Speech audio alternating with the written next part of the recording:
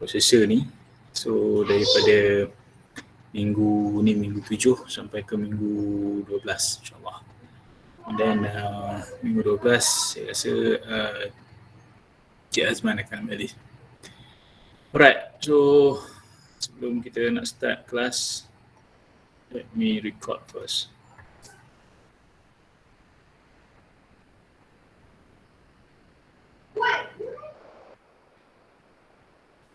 Okay, saya difahamkan oleh Cik Dr. Fizuddin Mat. Dia kata dia dah sampai ke assembly language, right? So assembly language, and then cuma saya rasa dia cakap part step pointer dia tak sempat nak cover. Okay, so saya sambung je apa yang Fizuddin Mat buat. Then one more thing is saya ada awak kena faham dululah sebelum kita nak start ni. Awak kena faham ni assembly language lah. Okay, sekejap saya share dulu screen. So that's my screen. So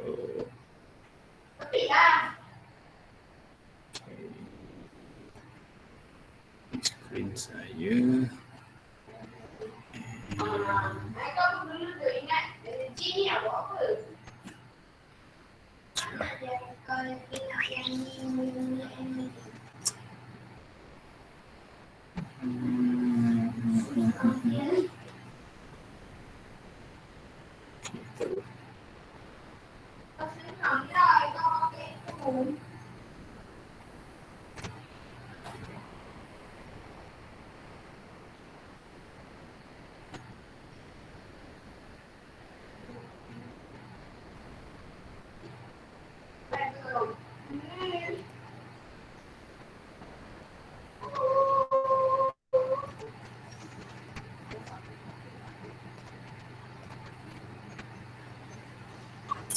Okay.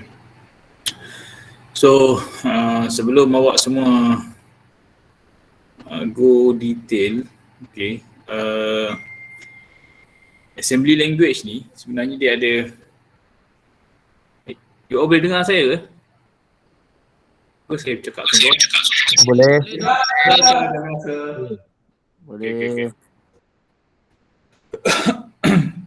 Okay, assembly language ni, assembly ni dia ada 256 instruction. So kalau kita tengok instruction ni dia ada dekat dalam, saya tak pasti kalau you all dah ada ke belum instruction set punya. Sepatutnya sebelum masuk lab, sepatutnya you kena ada lah 8085 instruction set ni. So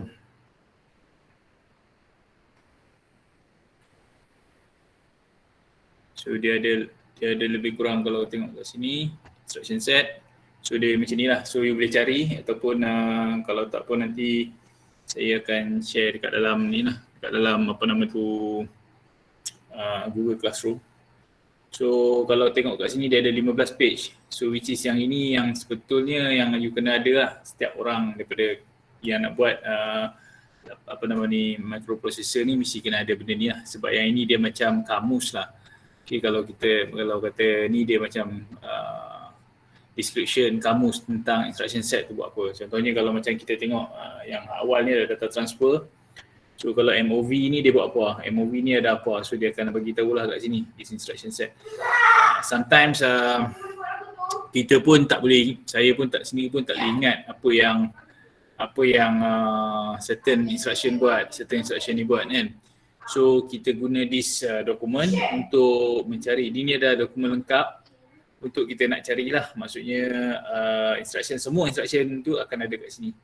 So kalau kita tengok kat sini MOV, kalau kita tengok di sini MOV ni dia boleh dalam 3 condition. Okay.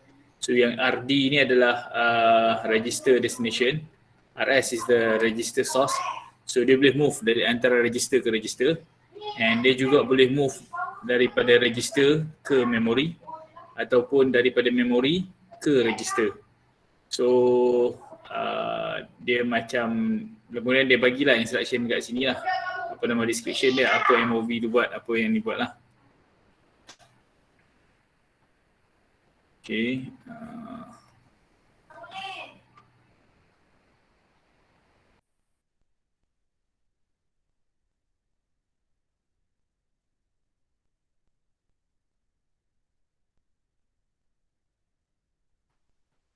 Alright. So yang ini semua sekali ada dalam tu. Saya rasa sebelum ni Cik Hafizudin dah terangkan, dah tengok sikit apa yang tentang assembly language tu. Okay. So sekarang dia punya ni 100, dia memang you all ada 100 ke ataupun ada orang yang nak masuk tapi tak boleh masuk ni? Okay, dah 101. Okay, boleh masuk. Alright. Okay, then kita back balik kepada ni. So yang ini semua ni saya rasa Cik Dr. Hafizudin dah buat dengan you all. So cuma saya nak recap balik saja sikit tentang branch instruction, which is branch instruction ni adalah benda yang penting jugalah dalam kita nak buat apa nama ni, kita nak buat program tu. Okay, dia ada beberapa jenis jump. Dia ada jump instruction, unconditional jump. So yang ini dia asal dia nampak je jump, so dia akan pergilah ke instruction. Okay, dia akan lompat saja. Ataupun ada satu lagi conditional jumps. Okay, so dia punya orang panggil apa tu? Dia punya instruction dia JMP, diikuti dengan 16-bit address. Okay, 16-bit address ni dia boleh ada kita direct terus dengan address ataupun kita boleh guna label. Okay, contohnya kita buat satu instruction tu nama dia main ke apa ke whatever lah, benda apa, repeat, delay dan sebagainya. So kita boleh terus jump ke main, jump ke delay macam tu. Sebab apa nama ni, address tu sometimes kita pun tak ingat. Kalau kita buat dalam tu kita pun tak tahu address tu berapa. Okay, dia boleh dapat, cuma kadang-kadang kita pun tak tahu. So kita gantikan address tu dengan label. So dia akan jump ke label lah. So itu adalah jump unconditional. Maksudnya every time bila dia dapat jump tu dia akan jump. Dia akan pergi saja ke tempat yang mana dia nak jump lah. Okay. And then conditional jump. So conditional jump ni dia ada beberapa jenis conditional, beberapa jenis condition. Okay, dia akan jump sekiranya dia memenuhi condition tu. Okay. So kalau kita tengok kat sini jump conditional ni dia ada kalau jump conditional ni dia ada beberapa kondisi kat sini. Dia ada JZ, JNZ, JC, JNC, JM, JP, JPE, JPO. Okay. So JZ ni adalah jump 0 and JNZ ni pula adalah jump non-zero. JC adalah jump carry, JNC adalah jump non-carry. Okay, dan yang bawah tu sometimes kita pakai, most of the time kita tak pakai lah. Okay, yang kita selalu guna tu adalah 4 jump dekat atas tu. Jump 0, jump non-zero, jump carry, jump non-carry. Okay, apa yang berlaku dekat jump carry, jump 0 ni? Okay, saya ambil contoh jump 0 dengan jump non-zero. So jump 0 dengan jump non-zero ni dia jump waktu mana? Dia lompat waktu mana? Okay, biasanya jump non-zero atau jump 0 ni dia akan saya buka.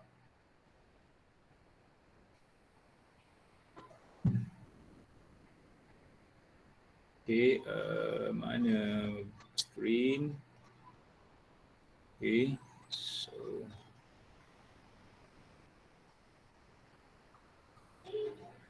okay, kalau contohnya jump 0 diikuti dengan, lepas tu dia ada label lah. Okay, label ni maksudnya kalau label ni apa sebenarnya? Saya rasa Cik Hafizudin dah terangkan lah. Label ni kalau kita kata tu macam contohnya kalau program kita letak main.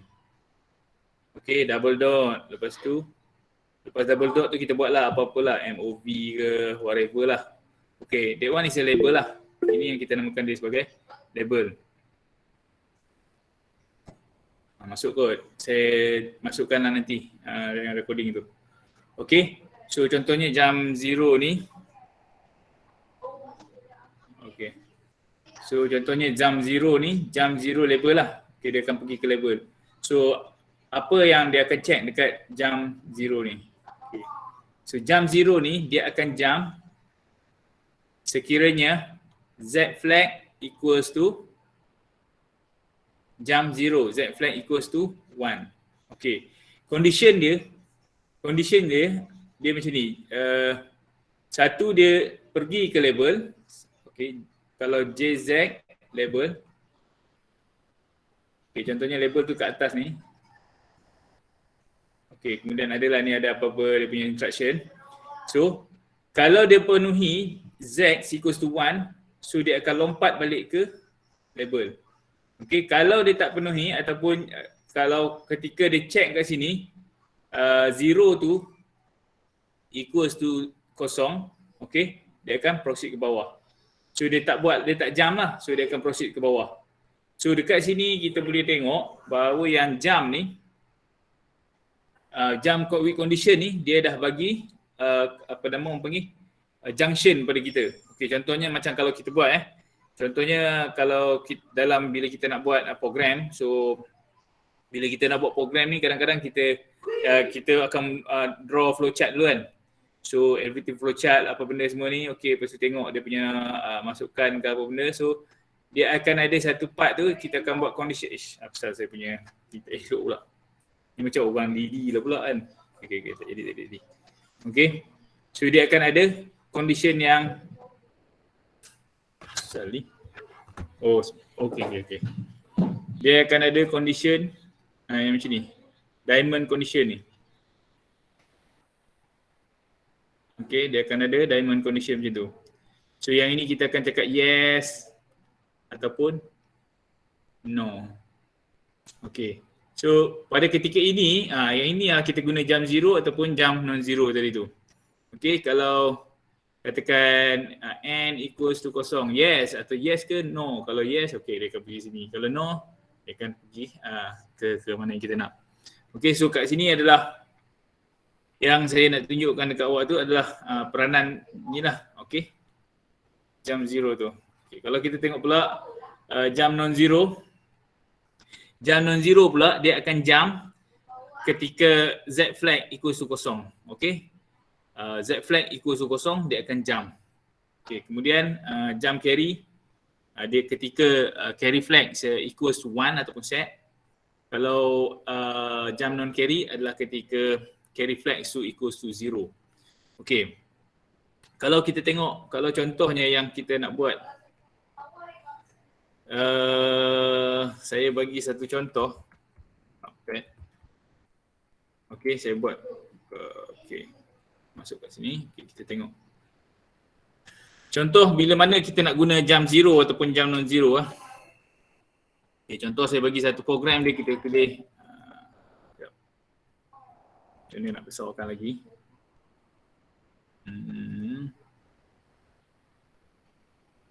On.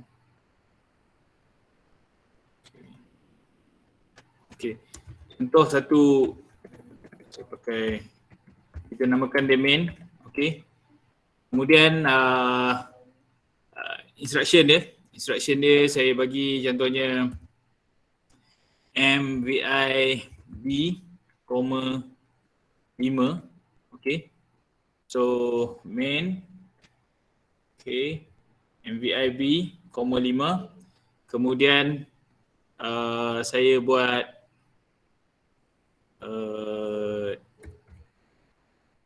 decrement contohnya, decrement on the B. Kemudian saya check jam, kita nak pakai apa. Kalau kata nak pakai jam 0 boleh guna jam 0, ataupun kalau nak guna jam non-zero boleh pakai jam non-zero lah. Kalau saya pakai jam 0, okay, jam 0 and yang ini kita panggil loop. Okey, contoh macam tu. Jam 0, okey, kalau dia equals to 0, kalau dia 0 tu dah tak ada 0, baru dia pergi ke main. Okey. Kalau tak, dia akan pergi ke loop, contohnya jam loop. Okey, ini salah satu contoh yang saya cuba buat untuk dekat awak. Satu program mudah yang mana kita fahamkan dulu konsep jam dan juga konsep dekat mana kita nak pakai jam tu dan macam mana kaedah dia kita nak pakai tu. Okey, kenapa dia ada decrement B ni? Okey, kenapa dia ada decrement B ni? Because of decrement ni dia akan melibatkan Z flag. Okey, so firstly you kena tahu what is the flag. Okey, what is the flag? Flag tu dia ada zero flag, dia ada zero flag, dia ada apa lagi flag dia ada zero flag, dia ada carry flag, dia ada parity flag, dia ada sign flag. Okey, macam-macam flag yang ada kat situ, tapi yang kita nak tengok kat sini adalah zero flag. Okey, apakah benda yang akan melibatkan zero flag? Okey, decrement salah satu instruction yang akan melibatkan flag. Di mana sekiranya kalau dia decrement B, selepas dia decrement, first kali kita kena tahu apa itu decrement. Okey, decrement ni macam sebelum ni saya rasa you all pun dah well known kan. Decrement ni adalah kita tolak satu. Okey, decrement ni, okey, kalau saya boleh tulis komen kat tepi ni. Okey, komen kat tepi ni, dia decrement ni adalah B tolak 1 simpan balik dalam D. So itu adalah decrement lah. Okey, saya boleh kat sini saya buat sikit macam tu. Okey, yang ini apa benda pula ni, move MVI ni. Okey, MVI B,5 ni. Ini apa benda? Move immediate. Okey, move immediate.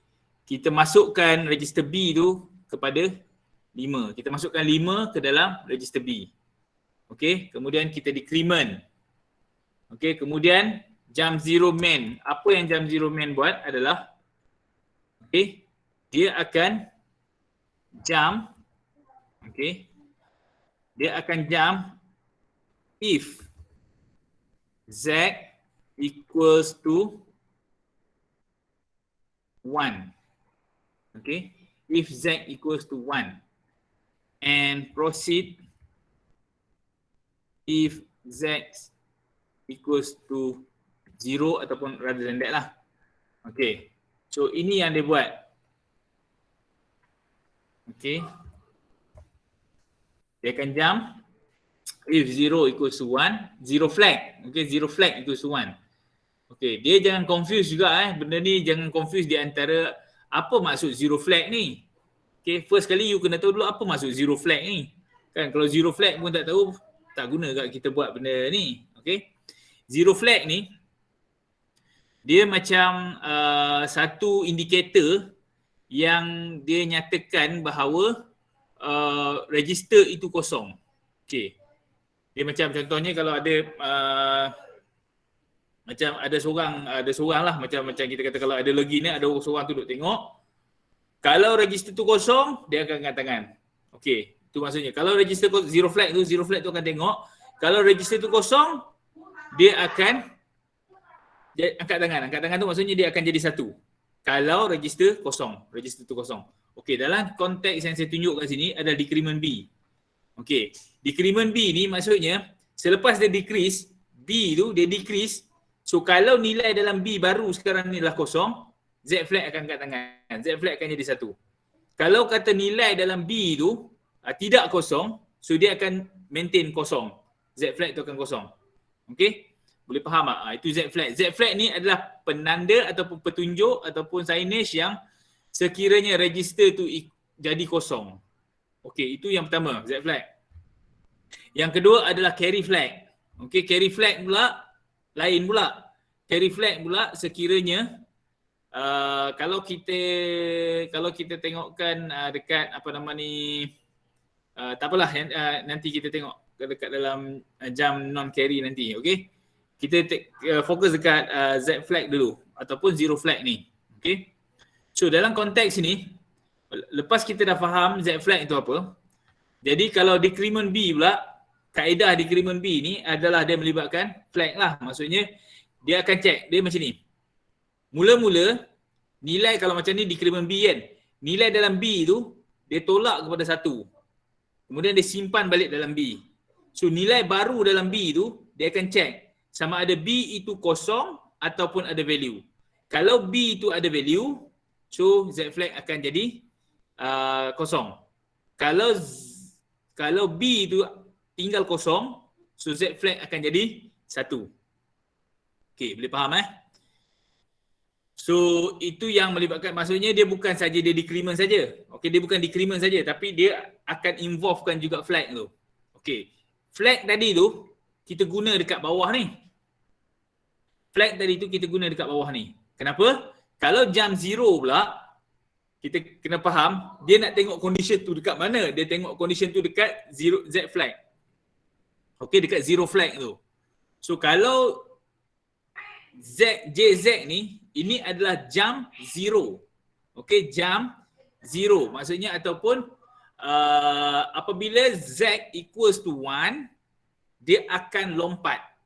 Kalau Z tu tidak sama dengan kosong, Z itu tidak sama dengan 1, okey, dia akan proceed. Okey. So, kalau kita tengok kat sini, jump if 0 flag equals to 1. So, kalau dalam contoh yang macam ni, okey, kita tak nampak kan macam ni, okey, saya tunjuk macam ni. So, apa yang saya buat adalah saya akan cuba loop sehingga selepas 5 kali loop, baru dia loop pergi main pula. Okey, kalau macam ni mungkin saya tunjuk macam ni, mungkin awak boleh nampak, mungkin awak tak boleh nampak. So macam mana kita nak bagi nampakkan benda ni? Sebab tu saya guna RST1. So saya akan guna untuk penerangan ni pun saya akan guna simulation untuk memberi untuk boleh nampakkan lagi lah apa yang sepatutnya awak boleh nampak. Let's say SP. Okay. So saya buat satu program lengkap macam ni, then saya akan check dekat simulator. Okay. So saya buka simulator sekejap. Mana simulator saya?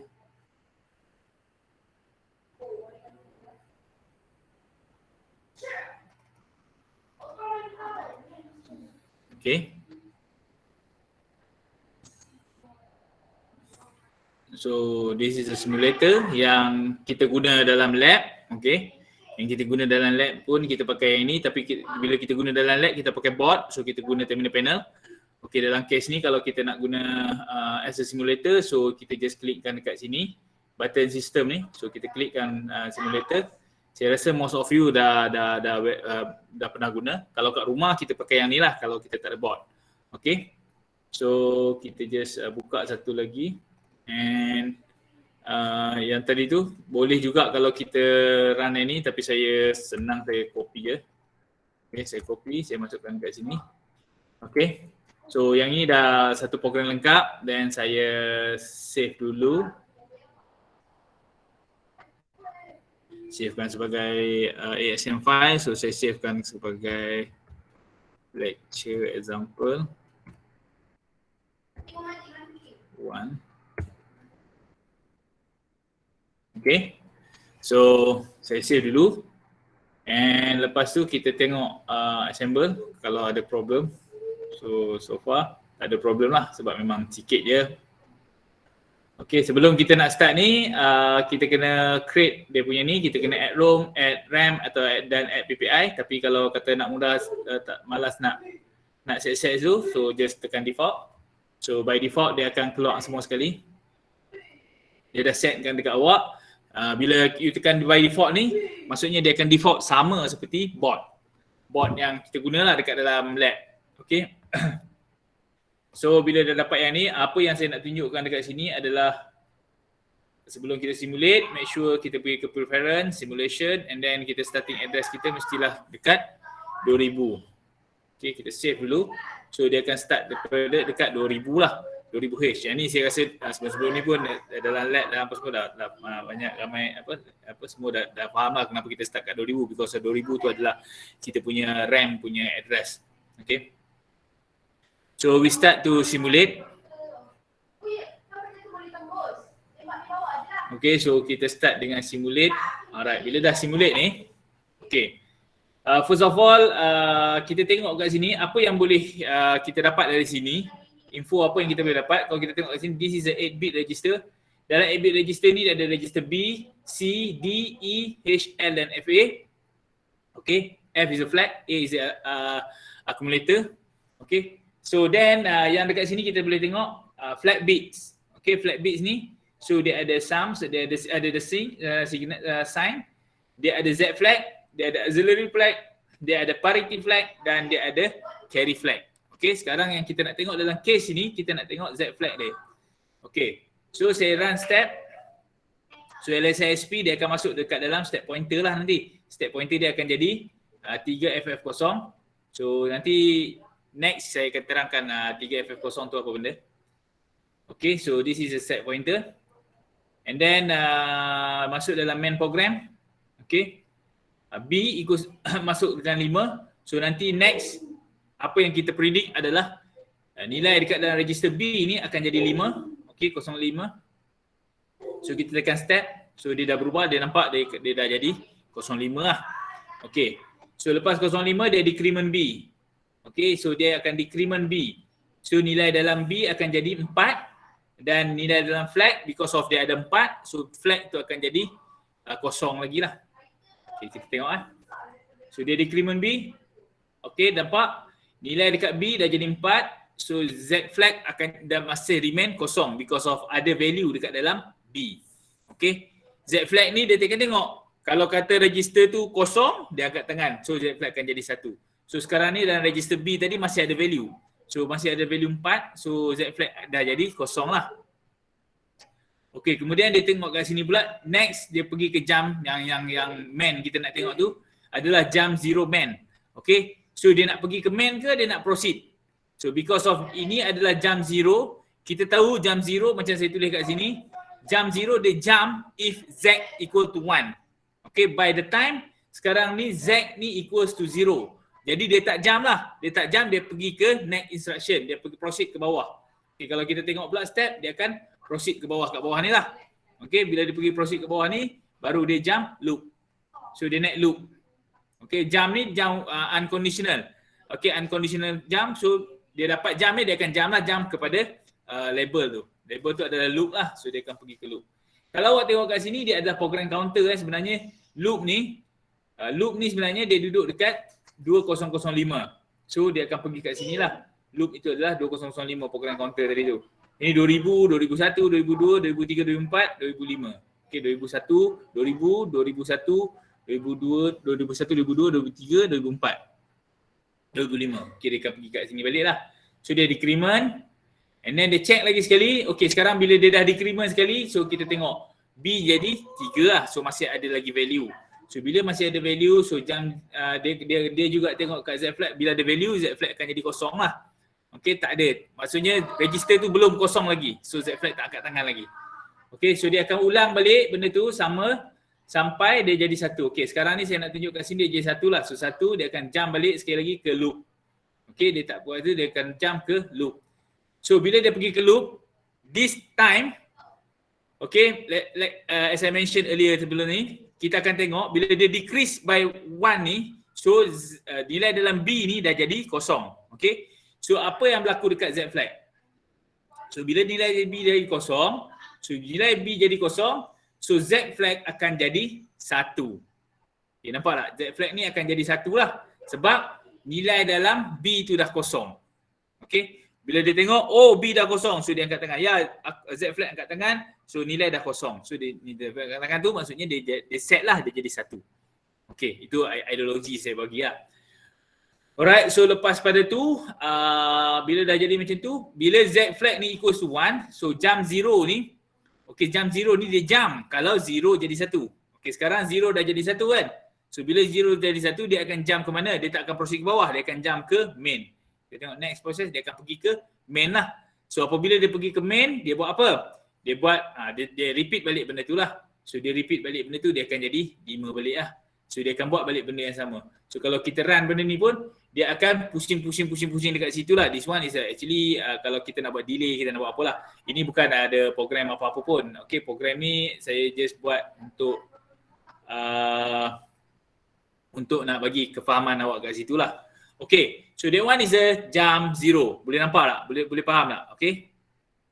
Any question for the jump zero? Nanti saya nak tunjuk jump non-zero pula. Ada soalan?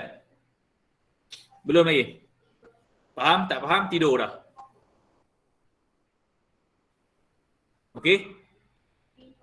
Because sebab apa saya ulang dekat jam ni? Because jam ni awak kena faham betul-betul. Sebab kebanyakan daripada programming, keadaan jam ni disebab dia buat condition. So keadaan ni yang akan daripada jam ni lah sebenarnya dia akan hasilkan artificial intelligence. Okay, sebab dia dah boleh buat pilihan sama ada dia nak pergi ataupun dia tak nak pergi. Sama ada dia nak corner ke kiri atau dia corner ke kanan. So this is junction yang dia perlu buat. Okay, dan dia perlu buat mula-mula itu yang kata artificial intelligence tu. So dia buat keputusan. So yang beauty of the kata programming ni adalah kat sini lah, di mana kita suruh dia buat keputusan. So dia boleh buat maksudnya dia buat keputusan. Dia buat macam ni maksudnya bila ada condition yang macam ni, okey dia pilih yang macam tu. Itu kaedah, itu yang saya kata yang kat sini ni yang sangat penting lah. Sebab awak kena faham yang inilah. Kalau tak faham yang ini, saya rasa awak akan lost untuk saya rasa banyak part lah yang dalam microprocessor. Even awak kalau tak faham yang ni, maksudnya macam memang susah lah nak faham microprocessor ni. Okay.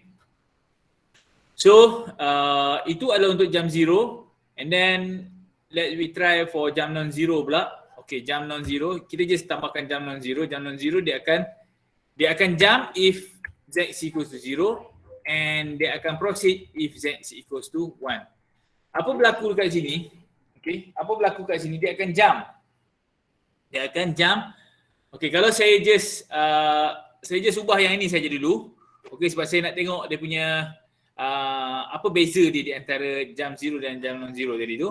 Okay, walaupun program ni sebenarnya nanti dia akan jadi tak betul lah. Okay, tapi tak apa. Kita just ubahkan situ dulu. Kita just nak tengok apa jam non-zero tu buat. Okay, chamber balik and then kita simulate. Alright. So once we simulate, so kita run step. Okay, saya suka guna run step sebab kita boleh nampak step yang kita nak buat tu. Okay, kalau kita run terus, nanti dia tak nampak step-step tu. Okay. So kalau dalam lab kita pakai board kan, so kita tak nampak lah step-step tu. Tapi kita dah boleh predict apa output dia. Okay, so kita baca kepada output dia lah. So kalau keluar output, so then benda dalam dia betul lah. Okay, tapi yang ini untuk kefahaman dari segi line by line untuk assembly language, I think dia akan membantu awak lah dari segi simulation ni. Okay.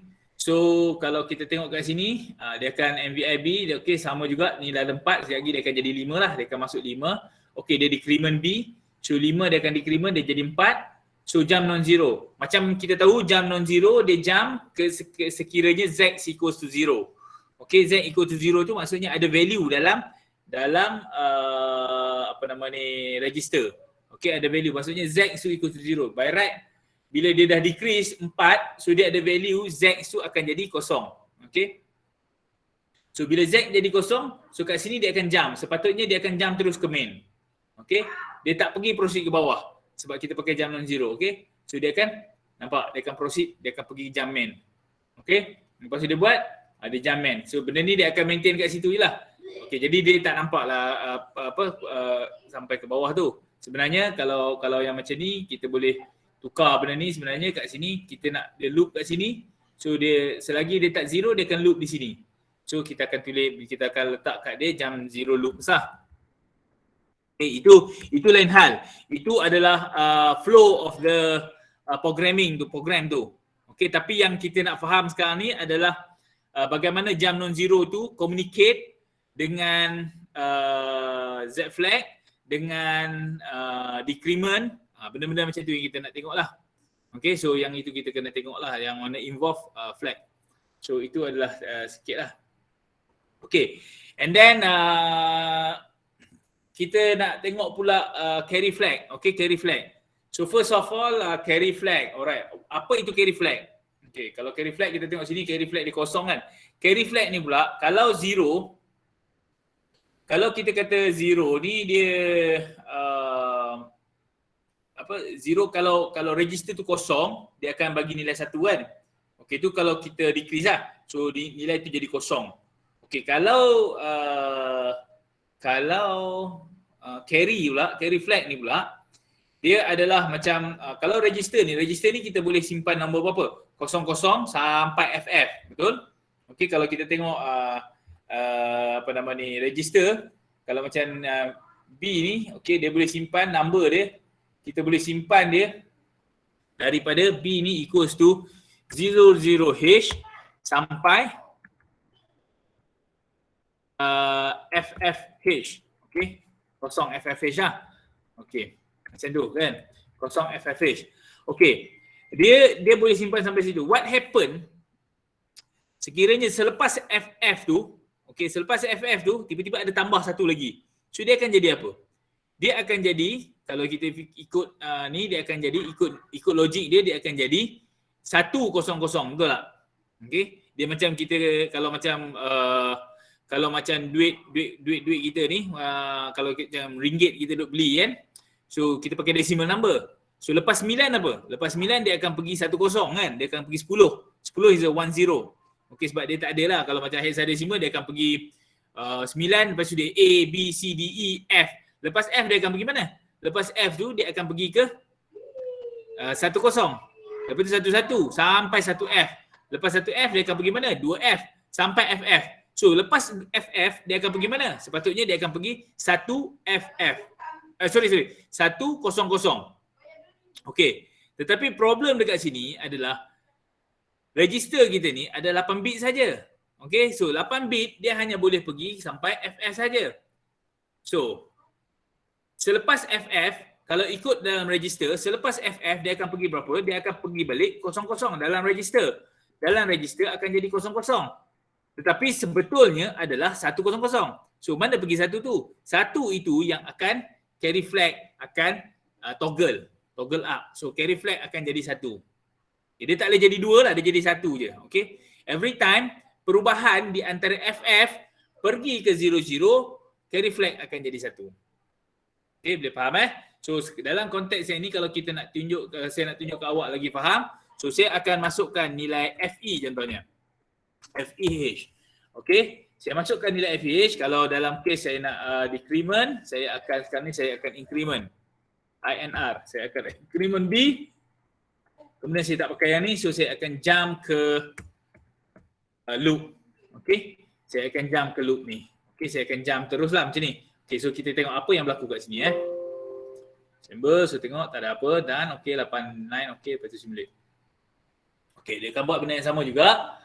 Okey, sampai kat sini, B akan masuk nilai FE. Okey, dalam program, F tu adalah karakter.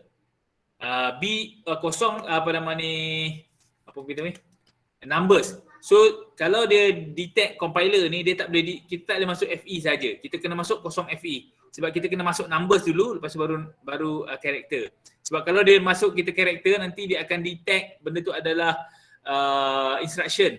So, tak betul lah. Dalam kes ni kalau kita nak masuk FE, nilai FE ke CA ke AA, AB ke, whatever nilai yang kita start dengan A, kita masuk kosong dulu. Okay, boleh faham Tapi kalau macam kita nak masuk 70 hexadecimal, kita just masuk 70 H saja. Kita tak perlulah 070. Okay, sebab dia dah ada numbers dah. Okay. Sebab tu saya masuk kosong FE. So bila kita masuk yang ni kosong FE, so kita step sikit. So nilai kat sini dah jadi FE. Alright. So kemudian dia increment B. So bila dia increment B, nilai akan jadi FF.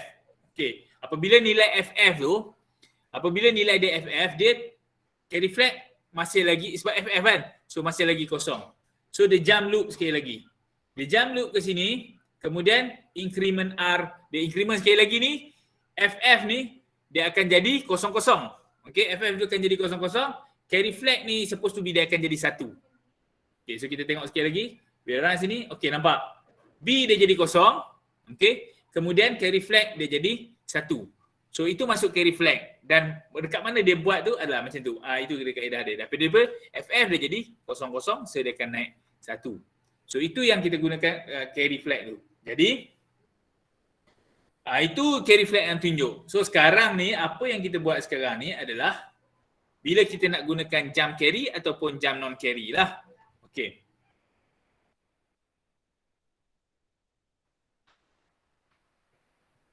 So saya tulis kat sini, kalau kita kata kita nak buat jump carry. Jump carry. So saya nak pergi mana jump carry tu? Saya pergi, kalau ada itu dia jump ke carry and then saya nak pergi ke loop 1 contohnya. Okay, loop 1. Okay, yang ni loop kan. So kalau berlaku tu dia akan pergi loop 1. So loop 1 tu dekat sini.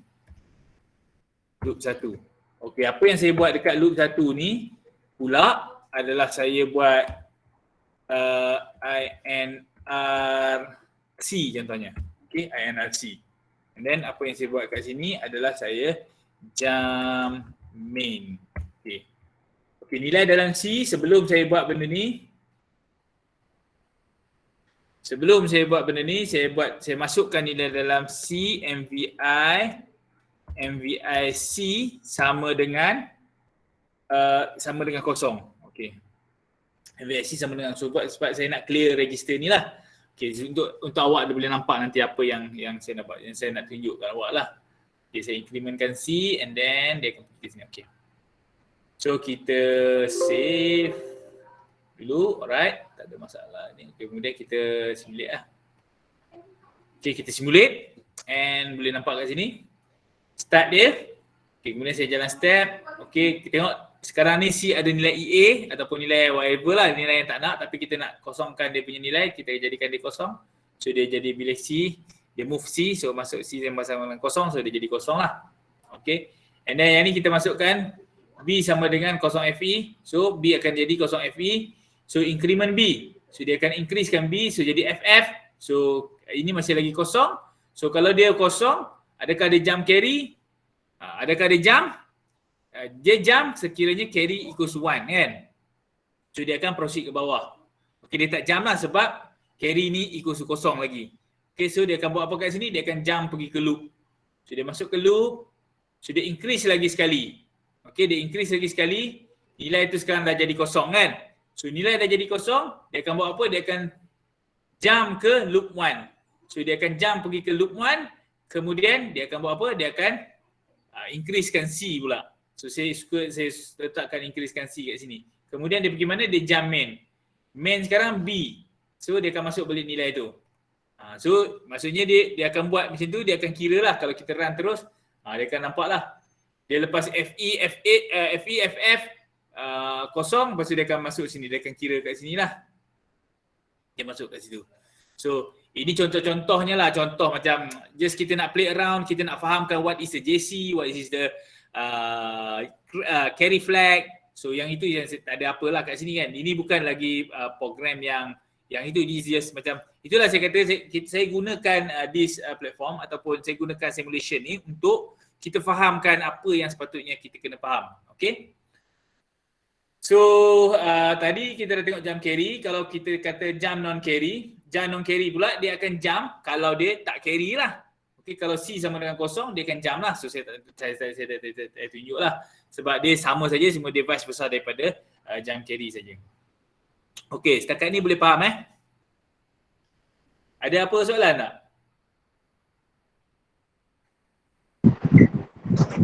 Ulang balik doktor yang jump carry tu doktor. Jump carry apa yang awak tak faham? Tak faham semua. Tak faham semua nanti tengok video lah, kesian kawan-kawan awak yang lain nanti. Kawan-kawan lain macam mana okey ke? Takkan? Saya baru masuk doktor. Tadi try tak dapat masuk, ni baru dapat masuk. Banyak kali try. Okay, nanti tengok video Baik. Alright. So yang lain yang mana yang ikut tu, kalau ada apa-apa yang saya tertinggal ataupun apa yang awak tak faham lagi tentang 4 jam ni, kalau saya nak ulang balik, saya pergi makan masa lah. Kan, tapi kalau ada yang mungkin awak kurang faham tentang apa yang dia buat dekat mana-mana kawasan ni ke apa benda, boleh inilah. Okay? Okay. Alright. Kalau okay, then kita proceed. Okay, yang mana yang baru masuk tu tak boleh lah saya nak ulang balik kan. Nanti masa orang lain pula. Okay. Nanti kalau kata tu boleh tengok dekat dalam tu lah. Boleh tengok dekat dalam apa nama ni, video dan sebagainya lah. Saya akan share lah this benda lecture ni. Mungkin dalam Google Classroom saya akan share juga kot. Okay, and then yang ini LDS, okay, ni zero flag, dia check. Okay, yang tadi itulah.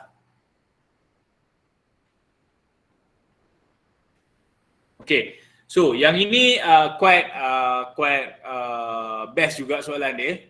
Okay, soalan dia kata if contents of the memory 2500 sama lebih besar daripada write 00 ke dalam 3000H.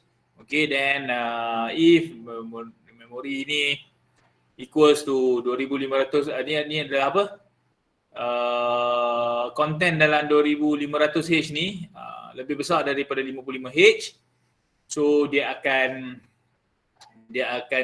masukkan 00. Okay, kalau dia kecil daripada 55H, so dia akan masukkan FF. Kalau dia sama dengan 55H, dia akan masuk 80H. Okay. So yang ini adalah kita akan guna apa ni, kalau kita tengok kat sini kita akan pakai compare lah. So kita tengok balik dalam ni, okay, yang macam saya cakap tadi. So awak boleh buka instruction set ni, okay. Buka instruction set ni, tengok apa yang ada benda yang compare tadi lah.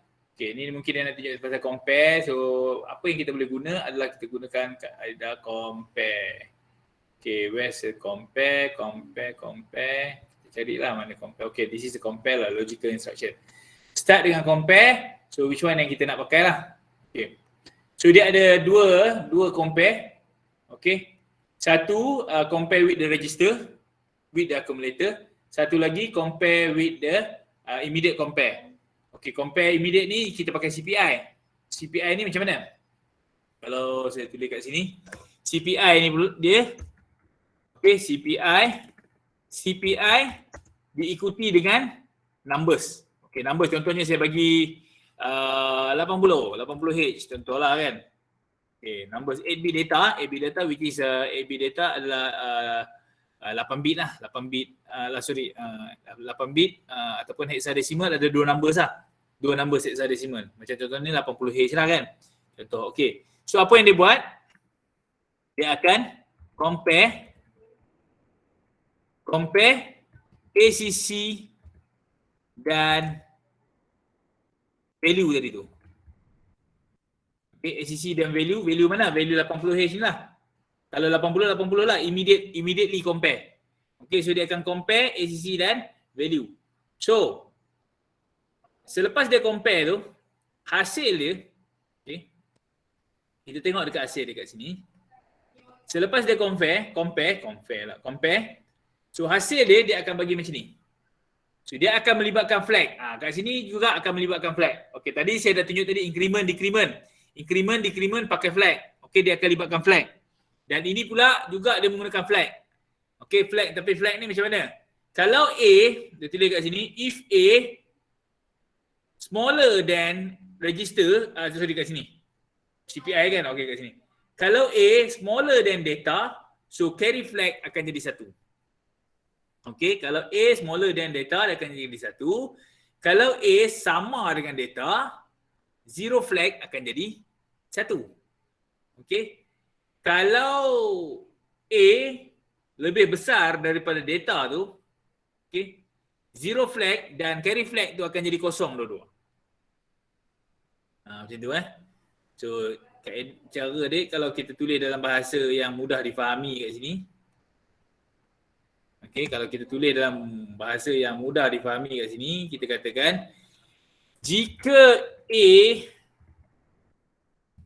okay, A tu kecil dari 80H, dalam konteks ni saya tak 80H because atas tu saya buat CPI 80 Jangan bukan maksudnya 80 ni fixed numbers Saya letak kat sini CPI 80 kan. So apa yang saya buat, jika A kecil daripada 80H, so Z akan jadi 1. Okey. Condition yang kedua pula, jika A sama dengan equal 80H, okey, apa yang akan berlaku? Oh sorry, this is not Z flag, this is a carry flag. Sorry, carry flag. Okay. Then apa yang akan berlaku kat sini? Z flag akan jadi 1. Tetapi kalau jika A lebih besar, kalau dalam ketua itu lebih besar lah. Bigger than, lebih besar daripada 80H. So apa yang akan berlaku kat sini? Z dan C akan bagi kosong. Jadi kita boleh tahu lah dengan compare ni, kita boleh tahu sebenarnya.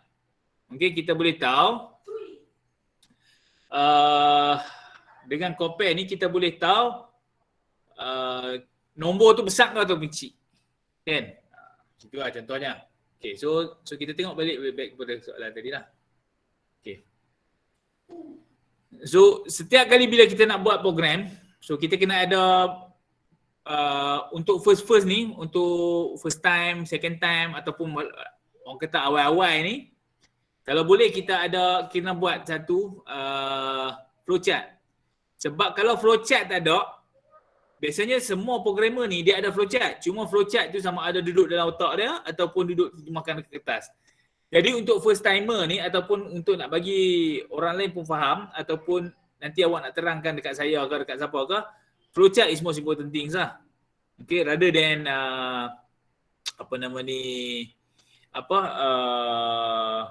orang kata assembly tu. Okay, rather than assembly language tu. Okay. Untuk langkah pertama tu, flowchart tu sangat penting. Sebab apa? Flowchart tu akan menentukan kita punya program semua tu. Selepas dah dapat flowchart tu, barulah kita program. Kan, daripada flowchart tu. Okey, contohnya kat sini. Start. Okey, kemudian take data from memory location 2500H. Okey. So first kali dia nak ambil data daripada memory location 2500H. Apa yang dia nak guna dekat memory location 2500H? Kan? Apa yang macam mana kita nak buat ni? Okey, yang first kali yang tu. Kemudian dia compare dengan 55. Okey, dalam kes tadi 55 kan. So dia compare dengan 55. Then sekiranya 55 tu data dia lebih kecil daripada 55, yes, dia akan print kosong-kosong lah. Okey, kalau data tu lebih besar dari 55, dia akan print masukkan dalam move to the accumulator, FF lah, dia akan masuk FF. Okey, kalau kata data tu sama dengan 55, so dia akan masuk 80 dalam apa nama ni? Accumulator. Okey. So dari sini.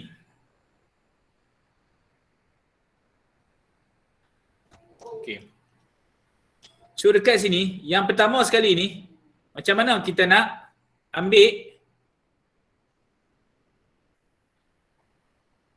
daripada memori, kita guna instruction apa? Nak ambil 2500H tu. So kita guna LDA 250 ni lah. LDA ni apa ni? LDA ni apa? Function ni untuk buat apa LDA? Load data to accumulator. So maksudnya dia akan ambil value data yang ada di sini. Kalau sini dia 2500H kan. So dia akan ambil value daripada 2500H di address 2500H tu, dia akan pindah pergi ke dalam ACC. Okey. Dia akan ambil value daripada 2500H. Okey. Ni apa dia? Ni address. Memori ni, okey, kalau kata nak mudah faham, memori ni saya buka sikit dekat dalam skrin kosong. Okey. Memori ni dia ada macam ni. Memori dia ada macam tu. Okey. Ini ada memori lah, kita kata stack memori dia lah kan. Okey, dia ada address. Address dia yang kata 2000H sampai 3F0H tu. Okey, yang sini apa dia? Sini ada data. Okey. Yang tadi 2500H tu duduk kat sini kot, 2500H. Okey. Katakan data dalam ni ada, kita katakan ada 60. Okey. Apabila kita buat LDA 2500H tadi tu, okey, LDA 2500H tu, apa yang berlaku? Dia akan ambil data dalam ni. 60H ni, dia akan cari dulu LDH, okey, LDA 2500, 2500 tak mana? Dia cari tadi, okey, tak ni 2500.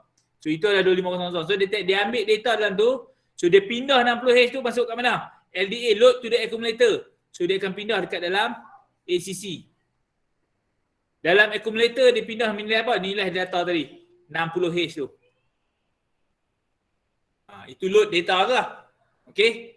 So yang tu yang pertama lah. Okey, itu yang dia buat kat sini. Okey. Kemudian dia cakap next dia akan compare with 55. Because of yang ni dia fix number saja.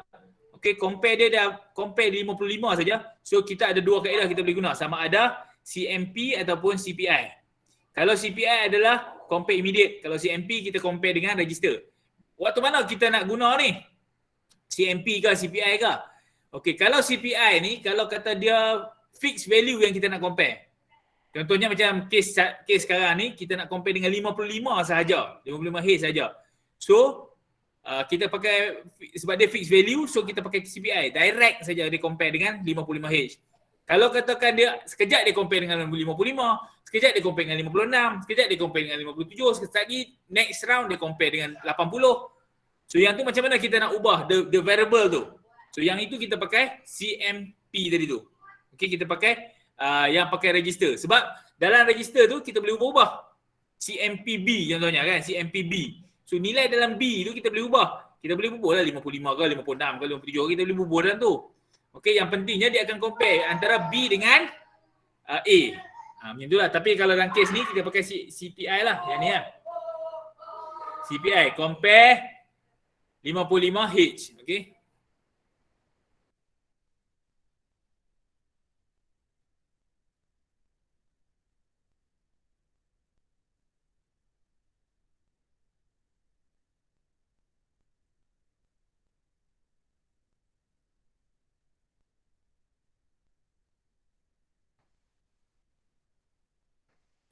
Okey. Jadi sekarang ni CPI kita pakai CPI 55H. So apa yang dia buat, ini adalah compare ni, dia bukan tolak sebenarnya ni, mungkin nilai sikit kan. Okey, sebenarnya dia tolak, dia bukan tolak, dia compare. Okey, A dia comparekan dengan 55H. Kalau dalam kes ni A ni nilai 60 tadi saya katakan. A nilai 60. Kita tahu 60 tu adalah besar daripada 55 kan. Okey, dalam kes sekarang ni data dia adalah 60. So dia tengok kat sini. Adakah data lebih besar daripada 50? Tak besar. Okey, bila tak besar dia akan check lagi lah kat bawah. Adakah data dia lebih besar? Yes. Kalau yes, okey, dia akan print FF. Tapi sebelum dia nak print FF, yang ni senang lah. Print FF ni dia buat apa macam mana ni? Yang inilah. Kalau yang apa nama ni, benda ni kan, dia nak buat apa? Dia suruh store dekat location 3000. Okey, dia akan suruh. Okey, tapi dekat sini yang kita nak kena tengok ni. Macam mana kita nak cari data, kita nak compare apa? Okey. So, bila data, macam mana kita nak tahu data tu lebih kecil daripada 55. Okey, tadi kita dah tengok CPI. Mana tadi? Sekejap mana saya punya ni. Okey. So kita dah tengok kat sini. Jika A dan ni saya ubah lah, jadi 55 lah. Okey, ikut pada soalan tadi tu lah.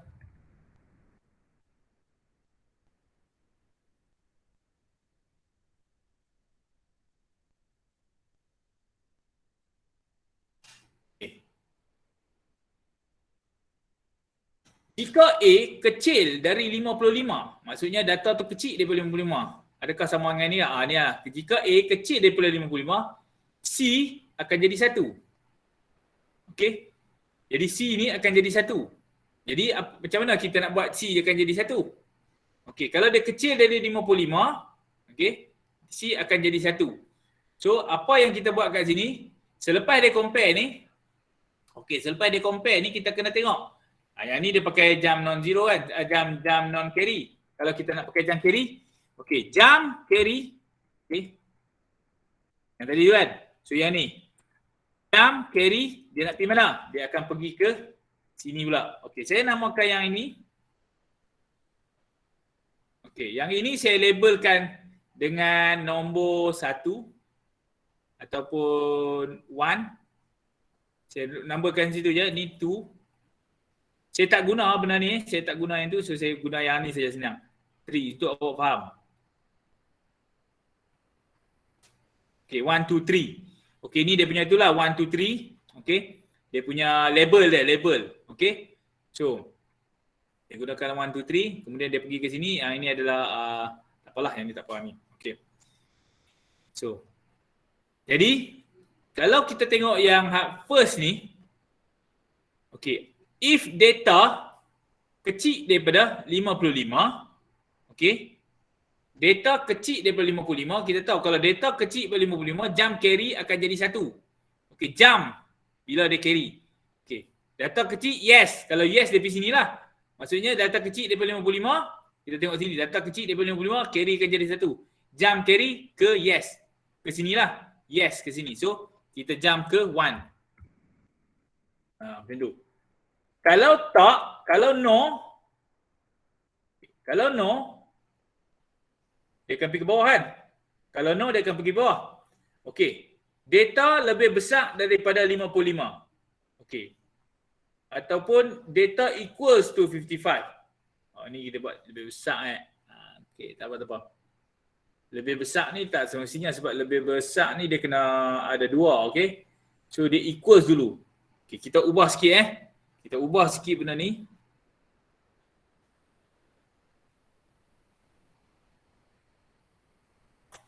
So ni adalah equals, ini adalah lebih besar. Okey, saya ubah macam tu So ini adalah equals, ini adalah lebih besar. Okey, untuk equals tu dia ada begitulah. Okey. So kita tengok kat sini, if yang nombor 2 pula, okey kat sini, nombor 2 ni pula, data is equals to 55. Okey, kalau data is equals to 55, dia akan pergi ke 2. Apa yang dia nak equal? Kalau kita tengok equal, Z flag pula jadi 1. Okey, Z flag jadi 1, dia jam apa tu? Kalau Z flag jadi 1. Kalau Z flag jadi 0, dia jam. Kalau Z flag jadi 1, dia jam. Apa dia yang Z flag jadi 1, dia jam? Jam. Z flag jadi 1. Jam 0 ke jam non-zero? Kita tengok jam 0 ke jam non-zero? Jam 0 lah. Okey. Jam 0. Bila jam 0 ni maksudnya jam ketika Z flag equals to 1. Okey. Jam 0 pergi mana? 2. Okay, jam 0 ke 2. Kalau tak juga, okay, kalau tak juga, dia akan pergi sini lah. Okey, yang ke sini ni perlu ada ke tak ada? Perlu ada ke tak ada? Check lagi. Sepatutnya tak perlulah. Sebab apa tak perlu? Sebab yang ini jam carry. Kalau carry itu 1, dia akan pergi ke 1. Kalau carry itu 2, kalau carry itu 0, dia akan proceed bawah. So bila dia nak proceed bawah tu, make sure dah C itu equals to 0. Okey, sama juga dengan yang ni. Kalau jam carry ni, okey, jam carry ni equals, jam 0 ni equals to 1, dia akan proceed ke 2. Kalau jam carry ni equals to 0, dia akan proceed ke bawah. So maksudnya, yang akan proceed ke bawah tu adalah carry 0, 0, 0. Baru dia akan proceed ke bawah. Okey, jadi kalau carry 0, 0, 0, so dia kita boleh identify dia adalah lebih besar. Okey, kalau lebih besar pula, dia akan pergi mana? Dia akan pergi terus, kalau sini saya tulis terus pergi ke 3 lah. THRE. Okey, dia akan pergi jam 3. Jam. Okey, dia akan pergi jam 3 macam itulah. Okey, yang ini condition dia yang tadi kita buat yang ni lah, yang bahagian bawah ni.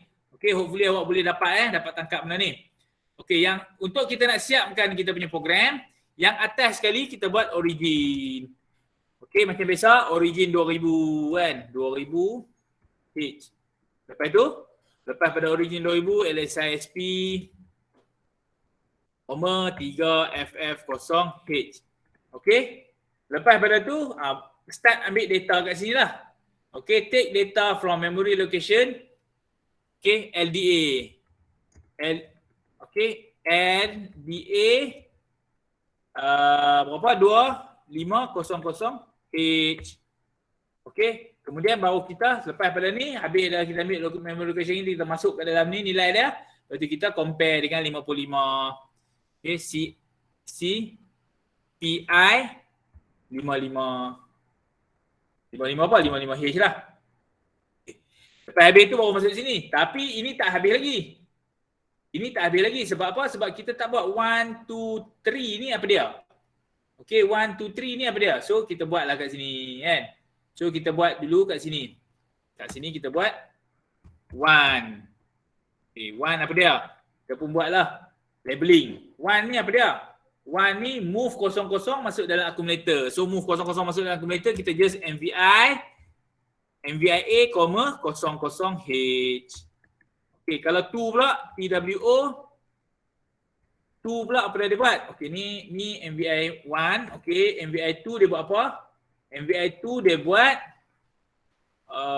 apa? MVI FF lah yang nombor 2 ni. So MVI A, 0FFH. Okey. Yang 3 pula THREE, yang 3 pula dia buat apa? Dia move 80 tadi kan. MVIA move 80H. Pasal apa kita move semua masuk dalam accumulator ni? Sebab kita nak store value-value tu ke dalam 3000H. Lepas tu yang last sekali kita buat store kepada STA 3000H. Macam tu. So store tu dekat mana? Store tu, dia punya store tu adalah dekat sini lah. Nama dia store. Okey, jadi yang tadi ni, okey, kaedah dia yang tadi ni, okey, lepas 1, MVI ni lepas ni dia nak pergi mana? Kita tengok kat sini pula. Okey. Lepas 1 ni, lepas ni dia pergi mana? Lepas 1 dia pergi, terus dia pergi ke store kan? Yang tu terus dia pergi ke store, yang 3 pun dia pergi ke store. So apa yang kita perlu buat kat sini? Lepas sini kita terus jump store. Okey. Lepas tu, lepas tu pun, okey, yang ni saya buat tengah sikit lah. Macam tu. Okay, baru nampak sikit kan. So, yang tu pun kita jump ke store juga. Okay. So yang ke 3 pun dia jump store. Okay, so dia, bila masuk store dia akan masuk ke sini lah. Masuk store situ. Lepas tu habislah dia punya proses dia. Okay. Habis dah proses, kita letak RST1. Itulah. Okay, yang atas ni origin, lepas tu LSISP. Itulah. Okay, jadi lengkaplah kita punya program tadi tu. So kita just copy, kita check balik. Kita nak check betul tak betul, kita masuk balik dekat dalam sini benda lah ni kan. Okay, so saya buat lagi satu. Saya copy balik yang tadi tu. So dia masuklah benda-benda nilai ni. Okay. Okay. So saya save. Saya panggil nama dia lecture example 2. Okay. So tetapi kalau kita nak run benda ni, sebab dia akan ambil load 2500H. Kalau kat sini 2500H dia tak ada value. So kita kena simpan dulu value 250H tu. Kita simpan dulu value dia dekat dalam dalam ni lah. Kita simpan number lah. So dia ada beberapa kaedah untuk kita nak simpan. Yang cara paling mudah sekali kita pakai STA lah. STA 2500H tu kita simpan nilai apa? Y tu kita letakkan nilai dulu kita letakkan nilai MVI A sama dengan 60H. Okay, lepas tu kita simpan. Simpan nilai dia. Ni tak ada apalah. Yang ni untuk pasal kita nak pakai benda lah ni kan. Kita nak pakai ni dan melibatkan memori. So kalau kata dalam board, senanglah kita pakai substitute. Okay, kita pakai substitute, kita boleh terus masuk dalam board. Tapi kalau dalam simulation, tak boleh lah. Kita kena pakai coding jugalah untuk masuk dalam ni. Sebab kita rasanya kita tak boleh pakai substitute ni. So far kita tak boleh lah. Kita tak ada button untuk kita nak substitute benda ni, memory space. Okay. Jadi, kita kena masuk macam tu lah. Save. Okay, 20 line, tak ada error. And kita simulate lah. Okay. So apa yang berlaku sekarang ni, saya nak tunjuk kat sini adalah nombor 2500H dulu. Ini leceh sikit lah. Kalau dalam sana senang sikit, dia terus ya, cari kan. Okay, saya tunjuk kat sini 2500H. Apa yang berlaku dekat 2500H? Mana 2500H? Okay, sini 2500H sini. Okay, tengok kat sini kawan-kawan. Okay. So kita run step. Okay. Move A masuk dalam tu. So tengok dekat A sekarang 6F. So dia akan jadi 60. Okay, lepas tu store dekat 2500H. Run. Nampak 2500H masuk 60. Okay. So lepas tu 200, lepas tu dia load balik. Tapi ni tak nampak kan sebab dia buat benda-benda macam ni kan. So kalau kita nak boh balik, kita nak kosongkan balik register tu lain lah. Tapi tak apalah. Ni dia load balik 200,500 tu masuk dalam A tadi. Okay, run step. So dia masuk balik nilai 60. Kemudian dia save CPI dengan 55H. 60, okay. Dalam ni kita dah tengok 60 adalah 60 mana 60H. 60 adalah lebih besar daripada 55H. Jadi, tapi sebab ni 0 kan. So dia akan 0 flag dan carry flag akan equals to kosong lah bila dia buat CPI ni. Okay, tapi yang ni kita tak nampak sangat sebab dia 60. Tak apa, kita tengok dulu. Okay, nampak? 0 flag kosong, carry flag akan kosong. Jadi adakah dia jump carry 1? Dia tak jump lah carry 1. Adakah dia jump ke 2? Tak jump. Sampai kat sini baru dia jump pergi ke 3 lah. So ke 3 dia akan masuk 80H masuk dalam sini. 80H kemudian dia jump ke store. Dia akan simpan dekat 80 tadi tu dia akan simpan dekat 3000H. So kita pergi ke sini dia akan simpan dekat 3000H. So jadi kita tengok dekat sini 3000H. Mana nilai 3000H? 292A, okey dah tekan lah. Dia leceh sikit ni, kena cari satu-satu macam ni lah. Okey, kita tak ada button untuk substitute. Okey, nampak dia simpan nilai 80H tadi tu. Okey, so boleh nampak kat sini dia simpan sana. Ni kecil sikit lah tapi boleh lah nampak. Okey, dia akan simpan nilai 80H tu dekat sini lah. Okey, so sekarang ni kita modify sikit. Tadi kita letak 60 lebih besar kan? So kita letak lebih kecil. Sebab lebih kecil dia lebih menarik lagi. Sebab dia ada yang carry flag 1, 1 ke. So kita letak nilai kecil daripada 55, kita letak 45H contohnya. Okay. Kemudian simulate. Okay, so bila kita simulate, kita run step. So sekarang masuk nilai 45 lah.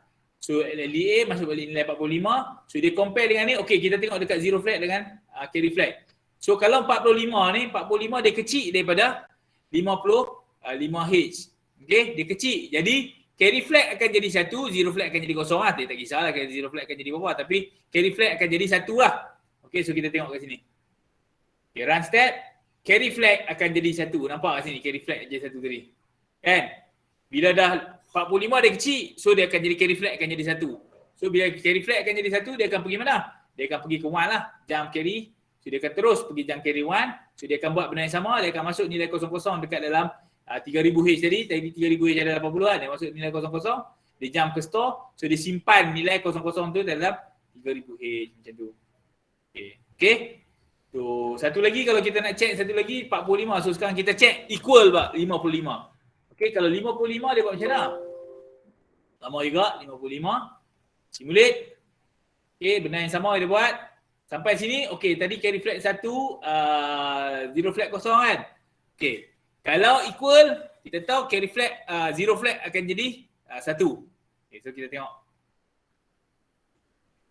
Nampak? 0 flag akan jadi 1, carry flag akan jadi kosong. Jadi bila 0 flag akan jadi 1, dia tahulah itulah equal. Itulah CPI tu buat, CPI punya proses. So yang paling penting sekali kita kena tahu yang ni lah. Kan? Kita kena tahu the condition tu baru kita boleh play around untuk kita nak jadikan benda ni lah. Okay. Tapi untuk nak tahu benda-benda condition tu, mungkin kita tak boleh hafal. Kan? Kalau kita nak hafal, saya pun tak hafal benda ni kan. Jadi kalau kita nak tahu, kita kena buka balik ni 8085 instruction set ni. So kita boleh tengok dekat sini apa yang dia buat. A apa benda. Kita kena faham yang ni lah. Kan yang ni kan data ni A apa benda. Okay.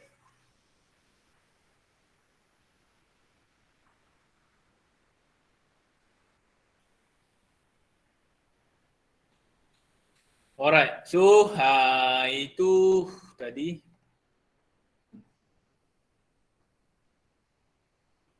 Okay, rotate ni saya rasa return zero ni pun sama. Okay, awak boleh tengok balik. Ini saya rasa ni just tadi sebenarnya tadi ni yang minggu sebelum ni kan. Okay. Sekarang ni saya nak cerita about stack. Okay, sebelum kita tamat ni saya nak cerita about stack. Apa itu stack? Okay, kalau kita tengok tadi, setiap kali saya buat benda ni, dia ada LSI SP 3FF0. SP tu adalah apa? SP tu adalah stack lah. Okay. Kan? Dia ada LSI SP, ada stack. LSI SP macam ni kan. LSI SP 3FF0. Ni apa benda ni sebenarnya? Stack ni apa benda? Apakah benda stack ni? Okay, stack ni sebenarnya dia salah satu memori jugalah. Okay, kalau kita tengok, okay saya buka.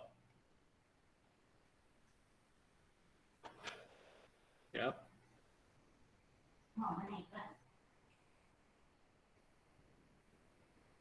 Okay. So, kalau memori, alah, balik pula, tinggi pula. Okay, tak apa-apa. Macam mana tu nak buat?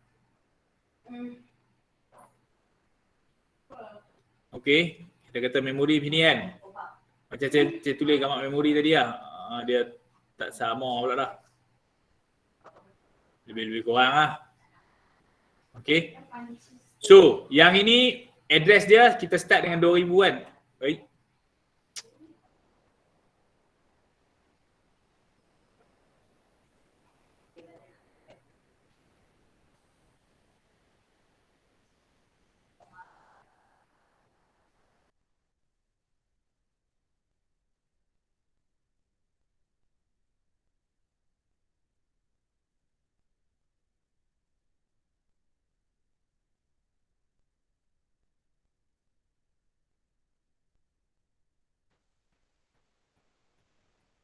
Okay, so saya lukis balik tadi. Okay, ni contohnya ni macam memori lah. Okay, memori ni dia ada apa? Sini data kan. Okay, ni saya tulis data. So yang ni adalah address. Address dia tu yang 2000 H sampai address yang betulnya 3F. Sebenarnya 3FFF. Tapi 3FF0. Kita pakai 3FF0. Sebenarnya RAM yang kita boleh tulis tu sampai 3FFF. Tapi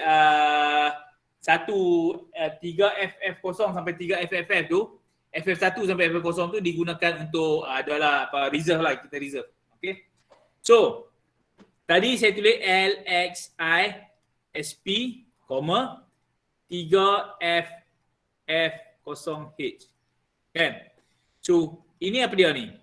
Ini kita akan masuk kat dalam stack pointer. Apa itu stack pointer? Okey, soalan dia apa itu stack pointer? Stack pointer tu adalah kalau dalam programming ni, kalau dalam microprocessor ni, dia ada stack pointer, dia ada program counter. Dia ada dua. Satu stack pointer, satu program counter. Kalau program counter ni, dia punya pergerakan dia adalah tambah satu. Okey, pergerakan program counter ni adalah tambah satu.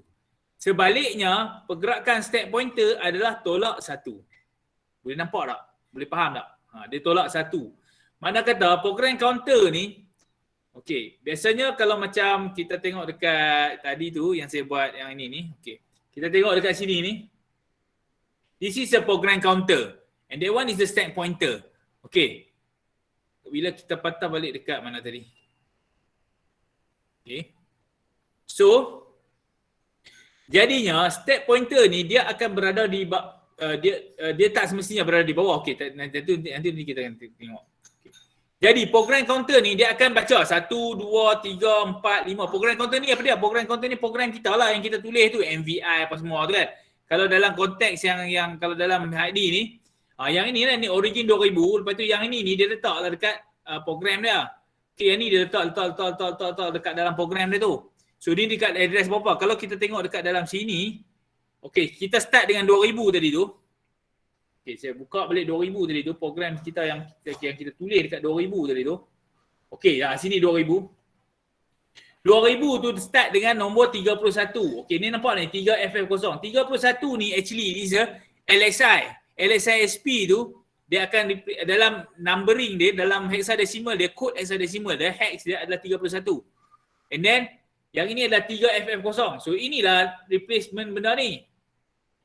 LSI SP is a 31 and 3FF0 tu is there. 3FF0. Okay. MVIA is 3E. 3E ni adalah MVIA. Okay. And then 55 ni dah, yang ni lah 55 ni. So this is the memory location. So that one is the 2000. This one is the 2001. 2002, 2003, 2004, 5, 6, and 8. Sampai habis lah. Okay, that one is the program. That one is the data yang tadi tu yang saya representing yang di dalam bentuk yang macam ni. Yang dalam bentuk ni data ni. Yang tu lah tadi tu. Yang tu yang alamak dia tulis yang ni pula tadi. Okey lah. Alah, okey. Yang tu yang tadi dia tulis yang keluar yang mana tadi? Sini. Yang itu yang dikeluar yang macam ni yang saya tulis tadi tu. Tapi stack pointer pula. Okey. Jadi untuk nak menggerakkan dari satu address ke satu address tu, siapa yang gerakkan dia? Program counter lah, bukan yang menggerakkan. Maksudnya yang pointkan kepada next address apa dia? Next address apa dia? So itu adalah kerja program counter. So contohnya macam yang ni kita tengok saya mana tadi? Okey, saya simulate balik. Okey, kita tengok program counter dia duduk 2000. So 2000 tu dia duduk di sini lah. So yang first kali dia akan baca LSISP. Okey, next step dia pergi. So dia nampak 2003. So adalah lepas pada 2000 tu dia habis baca tu dia akan pakai ni kan. 2000 dia akan baca 2001, 2002. So next instruction terletak pada 2003. So di mana apabila kita run yang ni, next instruction dia di program counter ni dah tunjuk 2003. So 2003 tu adalah ni lah MVA ni. Yang ni pula dia pakai 2 bit. 2003, 2004. Next lagi bila kita tekan step, so dia akan jadi next dia adalah 2005. So itu maksudnya lepas dia execute satu instruction tu, so program counter dia akan tunjuk the next instruction dekat mana address dia nak pergi baca. Itulah dia punya function untuk program counter. And stack pointer ni pula apa benda? Stack pointer ini pula kita duduk dalam memori tu, kaedah dia bila kita gunakan contohnya pop, push ataupun anything yang kita gunakan stack. So dia memori dia disimpan tolak satu. Kalau program counter tadi kita simpan program kita ni kita simpan dari atas ke bawah.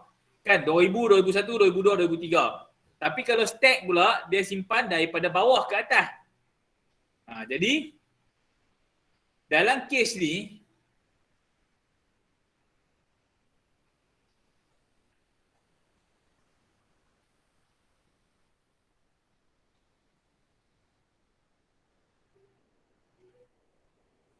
okey. Sekejap azan asar. Okey, kita bagi lalu untuk azan asar dulu. Selepas tu kita sambung balik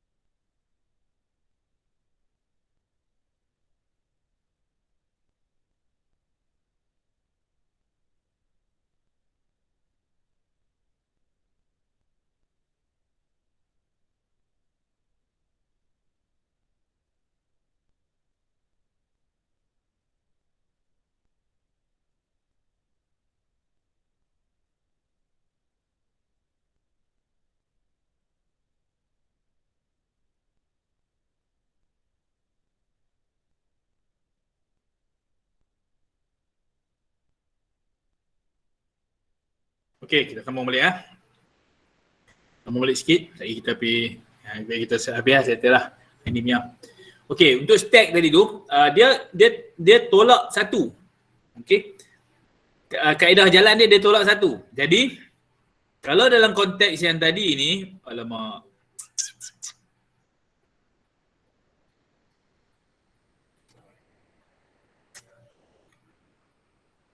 Hilang apa pula?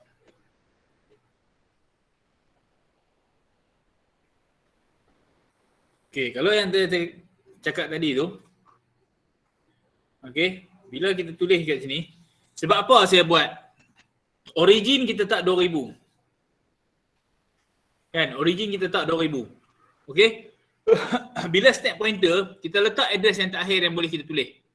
Pasal apa? Bila step pointer saya letak dekat 3FF0H. Pasal apa? Sebab nanti awak nak tulis program tu, takkanlah awak nak tulis program tu sampai ke sini. Sampai habis tu kan. Memang impossible lah, berapa ribu line nak buat program tu. Okey, kaedah dia. Sebab apa? Sebab program kau tu dia turun bawah. Kan program kita tulis bawah. Stack pula, kalau dia nak guna stack dia naik atas. So dia tak akan bertemu lah. So kalau gap yang besar ni, so dia tak akan bertemu. Kalau katakan, okey saya nak buat, cik saya tak mau buat 3FF0, saya nak buat, okey kita ada macam ni, apa nama ni, 2000H. Okey kita tulis kat sini mula. Step pointer saya nak letak dekat 2500H. Boleh tak cik? Boleh, tak ada masalah. Okey, kita letak sini step pointer. This is a step pointer kan. Tapi nanti bila kita guna push pop apa semua, step pointer ni dia akan naik ke atas. Okey, program kita akan turun ke bawah. Katakan program kita tu sampai sini. Kan, program kita tulis tu sampai sini. Okey, ni lah kita tulis atas ni program kita. Okey, lepas tu step pointer pula. Step pointer guna pula yang push pop kita masuk-masuk tu, dia guna sini, guna sampai sini. So, dia akan jadi kawasan situ akan jadi overlap. Nampak step pointer kat sini? So, ini step pointer guna. So, program guna itu, so kawasan sini ni, kawasan tengah-tengah tu dia akan jadi overlap. La ilaha illallah, siapa hilang pula. Okay. So, white screen ni lagu tu lah, dia tak boleh permanent kat situ. Okay, so bila berlaku overlap tu, kan, bila berlaku overlap tu, dia akan masuk nombor tu dekat overlap tu kan. Bila overlap, program kita jalan sampai sekarang tu, lepas tu dia baca stack pula. So program tu jadi miring lah, jadi tak betul ya. Tapi kalau saya buat macam tadi tu, macam bila kita buat, kita letak 2000H, okey, program kita tulis lah sampai ni lama banyak mana, takkan sampai 3000 3FF kan. Program tu banyak line lah sampai ke situ. Kalau step pointer pun dia guna kat sini. So dia masih ada gap ni. So step pointer guna kat sini, program guna kat sini. So dia tidak akan override. Dia tidak akan overlap. So bila dia tidak overlap, so program akan settle lah, dia akan baca sini sampai habis, stack pula akan baca sini sampai habis. So itu sebab apa kita meletakkan di LSI, kita letak step pointer tu adalah address. Step pointer ni adalah address terakhir untuk RAM. Okay, yang last kali untuk RAM. Pasal sebab kita tak mau elak, kita tak mau elak daripada overlap. So itu adalah step pointer lah. So apa yang step pointer guna? Dia banyak sebenarnya yang guna step pointer ni. Biasanya machine lah yang guna step pointer banyak. Macam jam with condition semua tu pakai step pointer, tapi yang tu yang microprocessor ni yang guna. Tapi yang kalau kita nak guna sendiri, kita boleh guna push and pop. Okay. Push ni adalah kita push masuk ke dalam step pointer. Pop ni kita keluarkan daripada step pointer masuk ke dalam address. Masuk ke dalam register. Contoh saya bagi. Kita push B.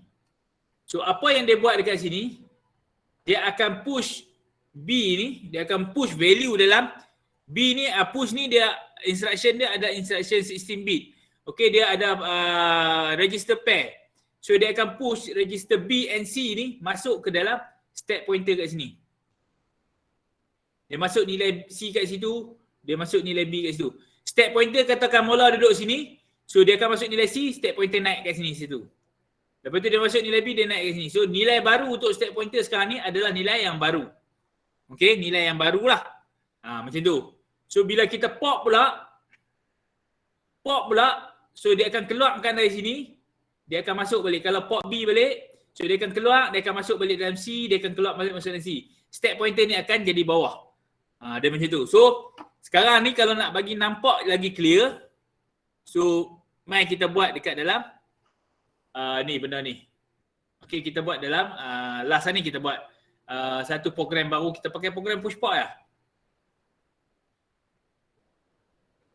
Okay, kita buat new. Awak tak boleh new lah. New lah. Oh, ni tak warranty lagi. Okay, sorry. Dia tak warranty lagi. Okay. So new. Okay, saya buat satu. Kita nak buat satu. Kita nak tengok pushpop dan stack. Apa dia punya pergerakan kan? Okay. Origin 2000H. Okay. Kemudian LSI SP, 3FF0H. Okay. Itu LSI SP lah. Lepas tu, kita move. Kita masukkan lagi LSI dalam B and C. LSI B. Okay, LSI B kita masuk value B and C. Kita masuk nilai 1, 2, 3, 4H. Okay, kemudian kita LSI B and C, D and E. So LSI D. Kita masuk nilai 1, 2, 3, 4. 5, 6, 7, 8 H. Macam tu contoh lah kan. Okey, kemudian apa kita nak buat sekarang ni? Kita nak pakai push and pop. Apakah fungsi push? Apakah fungsi pop? Okey, push. Kita push B.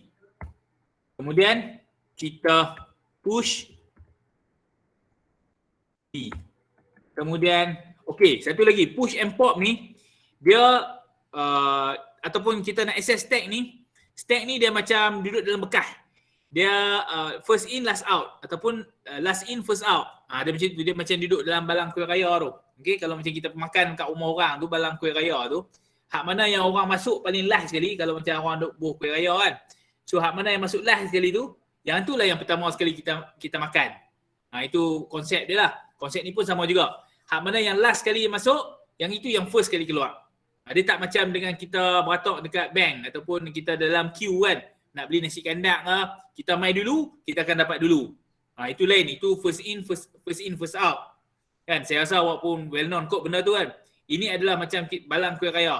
Okay, dia punya konsep dia untuk step pointer ni adalah macam balang kuih raya. So, first in, last out ataupun last in, first out. Samalah, FIFO macam tu.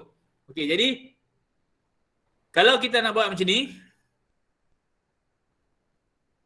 okay, lepas tu, lepas push ni kita pop pula. Kita pop apa dulu? Kita kena pop B lah kalau kita nak masuk balik value dah. Okay, dan pop B. Okay, lepas tu exit. Okay, macam tu lah. Okay. So sekarang ni, kita pun save dulu. Lecture example 3.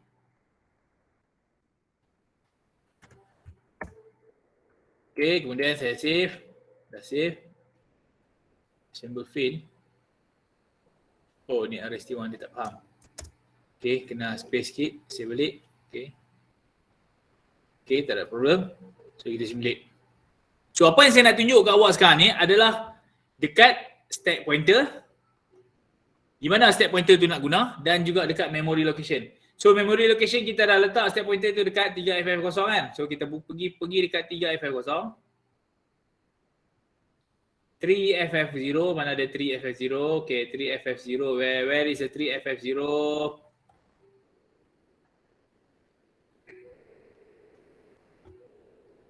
Okay, so this is a 3FF0, 3FF.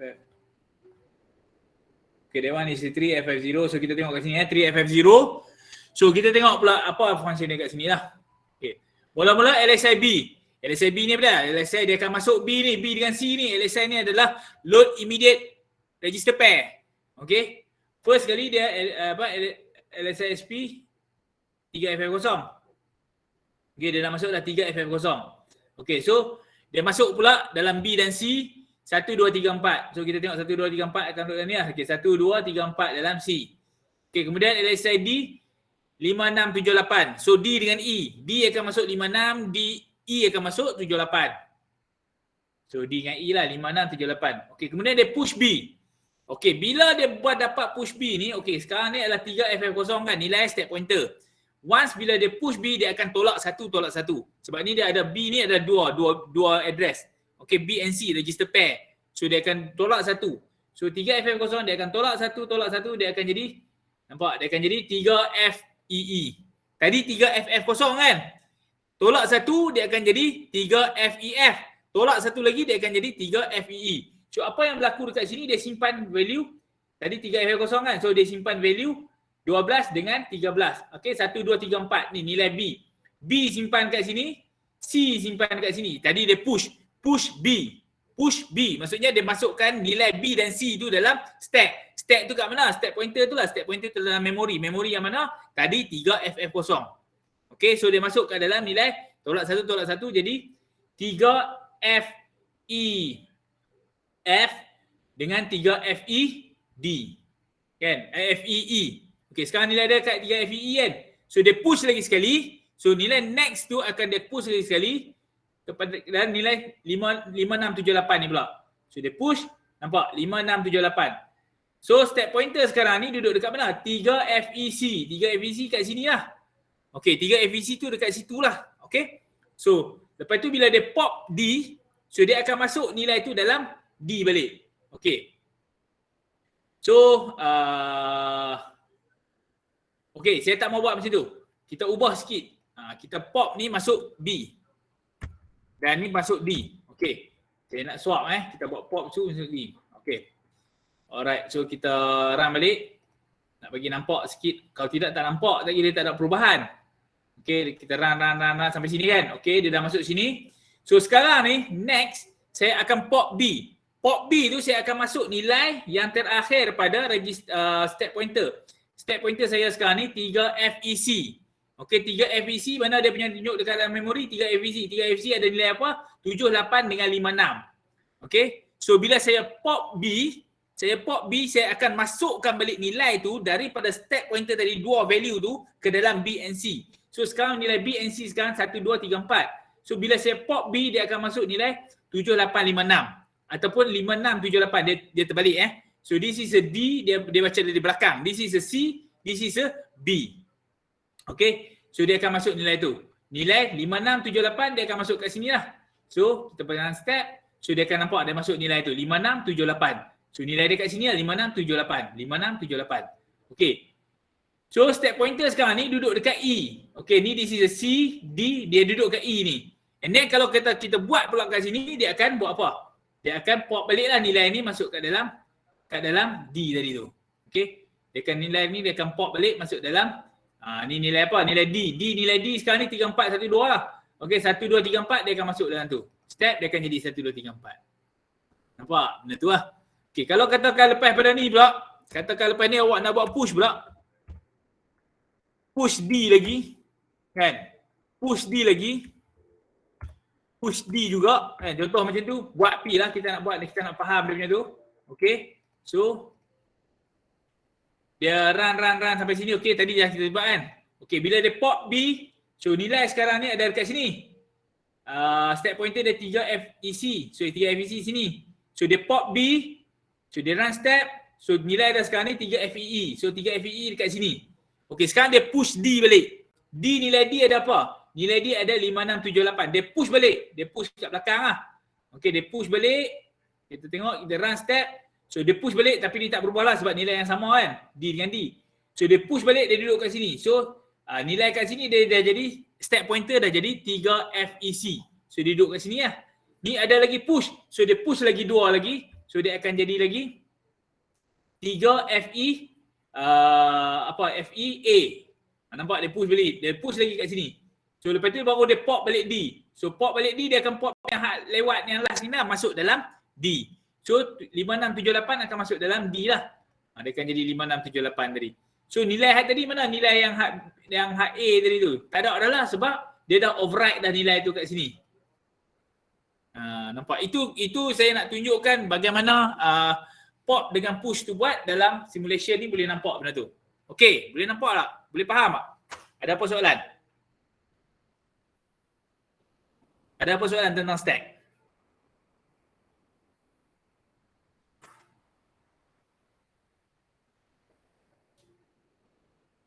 Boleh faham?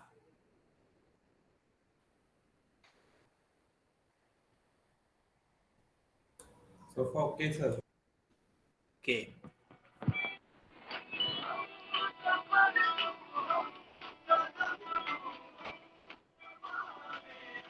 Alright.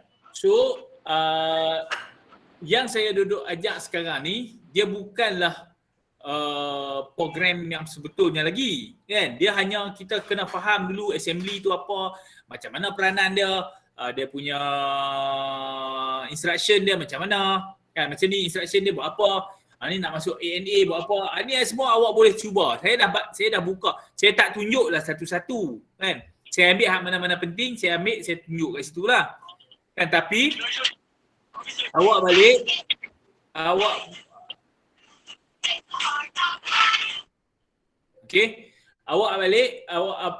duduk dekat bilik ke dekat mana ke, awak tengok balik dan itulah kaedahnya untuk awak nak tahu. Contohnya macam ANI, apa itu ANI? So boleh buat macam saya buat tadi tu. Kita just buat benda ni dan kita play around dah. Oh, ANI. Tapi sebelum kita nak play benda tu, kita nak main benda tu, kita kena faham dulu ANI ni apa. Oh, accumulator N kan dengan ni, apa yang akan berlaku. So, N kan dengan immediate data contohnya kan. So, apa yang akan berlaku. So, benda tu nanti kena tengoklah baru boleh nampak faham dia punya kaedah dia tu. Apa setiap instruction tu dia buat apa. Okay.